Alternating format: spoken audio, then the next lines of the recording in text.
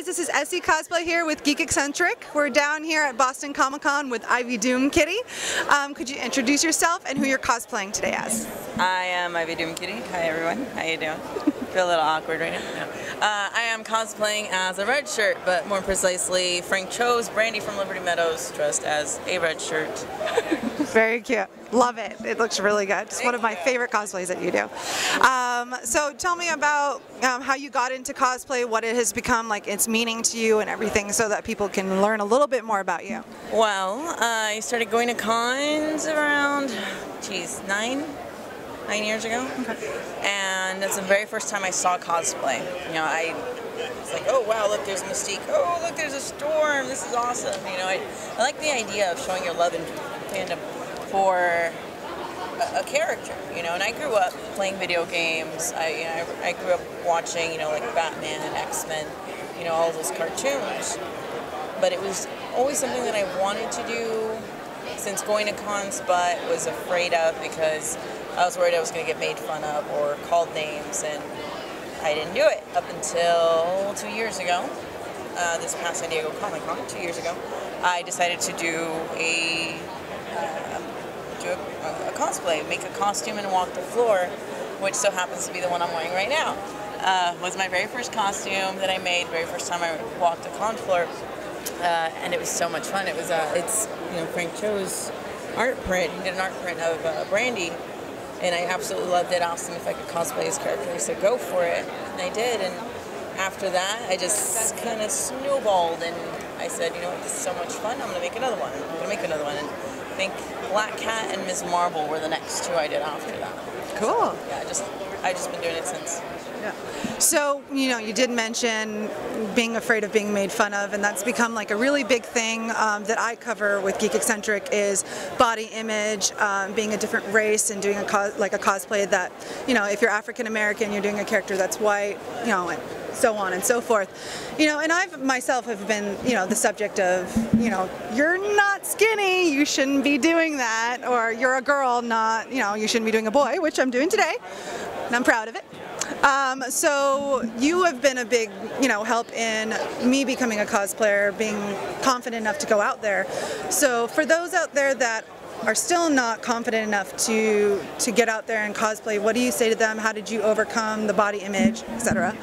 Well, the very first night that I saw my photo pop up online, I got really excited. It's like, oh wow, my photo made it online on one of the different cosplay sites, and there was a lot of positive comments, but there were also really negative ones, really harsh.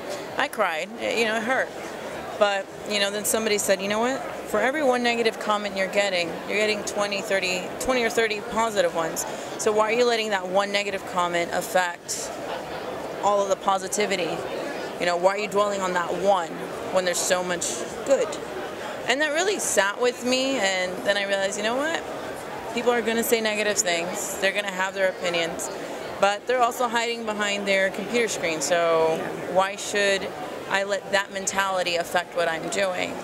And yeah, like from that point onward, I just started making a bunch of different costumes, and I mean, I still get negative stuff on my page, but and the funny thing is a lot of cosplayers will say, hey, I don't see anything on your page, you're saying all this negative stuff pops up or whatever. Well, the reason why is because I delete and ban the trolls. Everyone's gonna have them. You could be the most perfect runway model looking person, and somebody will have an issue with how that person looks. Then all of a sudden they'll be too skinny. Yeah. Everyone's always gonna have an issue because in each person's mind there is a certain body type that's perfect to them. Right. And that's okay. That's fine if that's like your mentality, but don't go and infringe what your thoughts are on what somebody else is doing. If they're happy with them, if they're enjoying what they're doing, why are you going to diminish what they do? And that's the panel that I'll be doing tomorrow. So they say you shouldn't cosplay. It centers on body image. It centers on ethnic background or race, skin color, gender, cosplayer rule 63.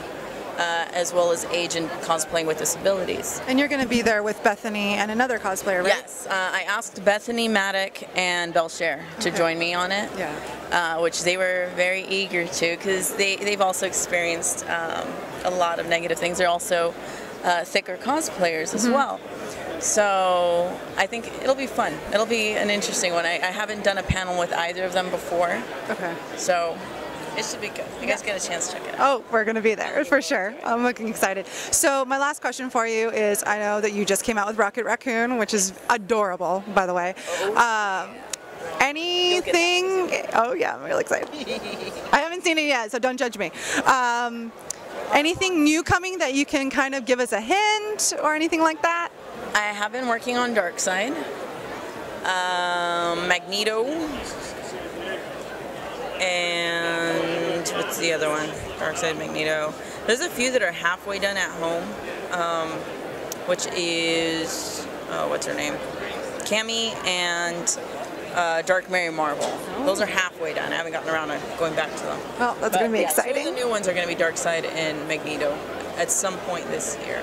Oh, well, I'm looking forward to seeing that. That would be great. All right, guys. Well, Ivy Doomkitty here. Make sure to check out her Facebook page and also on Twitter. And this is SE Cosplay. See you guys later.